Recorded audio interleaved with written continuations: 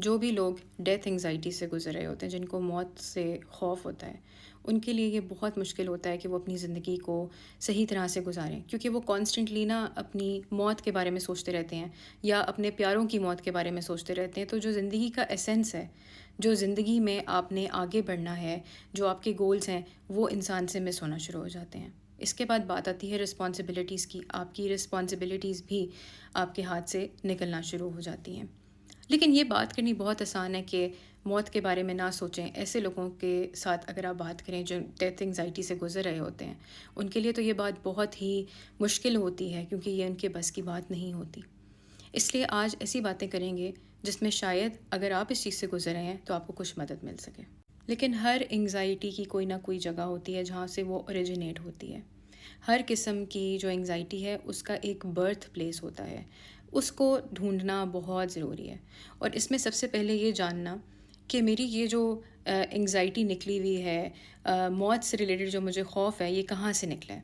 کیا میں نے کسی پیارے کو دیکھا تھا جس کی موت ہوئی اور وہ بہت دردناک موت تھی، تو میں نے اس کو دیکھا اور مجھے اس سے ریلیٹڈ ہونا شروع ہوگی. کچھ لوگ جو ہوتے ہیں وہ کسی کو ایکسیڈنٹ میں دیکھتے ہیں اور اس کی موت واقع ہو جائے تو اس کے بارے میں کانسٹنٹلی سوچتے رہتے ہیں کہ شاید ہمارے ساتھ بھی ایسا ہو جائے، اور وہی بات کہ وہ اوائڈ کرتے ہیں اس چیز کو.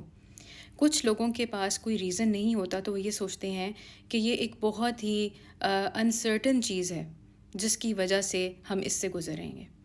اور لاسٹلی کچھ لوگ جو ہوتے ہیں وہ ریلیجس ریزنس کی وجہ سے اس میں سے سوچ رہے ہوتے ہیں، یعنی کہ they are afraid of punishment.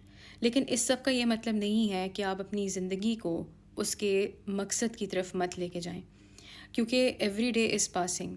اور انسان جب آخر میں جا کے اپنی زندگی پہ لک بیک کرے تو وہ یہ دیکھے کہ اس نے زندگی میں کچھ اچھا کام کیا ہے.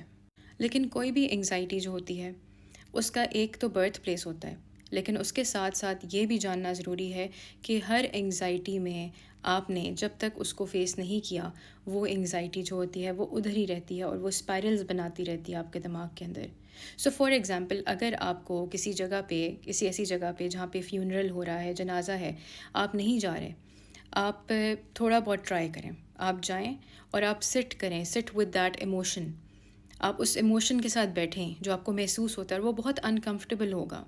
آپ کا سانس بھی شاید پھولے، آپ کو عجیب سا بھی محسوس ہو، لیکن آپ یہ سمجھیں کہ یہ انکمفرٹیبل فیلنگ ضروری ہے سمجھنے کے لیے کہ میرے اندر کیا چل رہا ہے. لیکن یہاں پر میں ایک اور بات بھی ایڈ کر دوں کہ آپ کی جو بھی تھاٹس ہوتی ہیں ریلیٹڈ ٹو ڈیتھ، کہ میں یہ کروں گا تو میری ڈیتھ ہو جائے گی، یا پھر اس کو یہ بیماری ہوئی تو مجھے بھی یہی ہو جائے گی.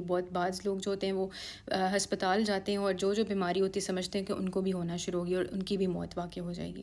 ایسے لوگوں کے لیے یہ میسج ہے کہ آپ اپنے پاس ایک کاپی رکھیں اور اس کاپی کے اوپر اپنی وہ تھاٹ لکھیں.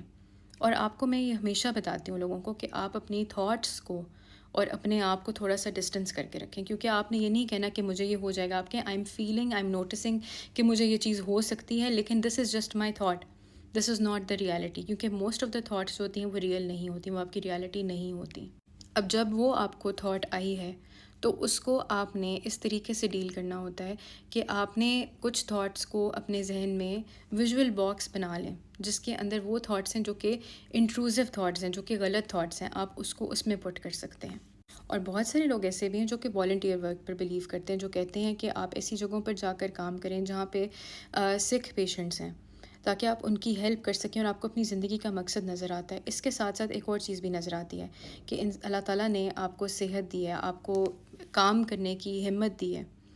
یہ سب چیزیں کچھ ایسی ہیں جو کہ آپ کو ہیلپ کریں گی. اس کے علاوہ ہم اور بھی ڈسکس کریں گے، لیکن یہ کچھ باتیں تھیں جو کہ ٹپس ہیں to deal with death anxiety.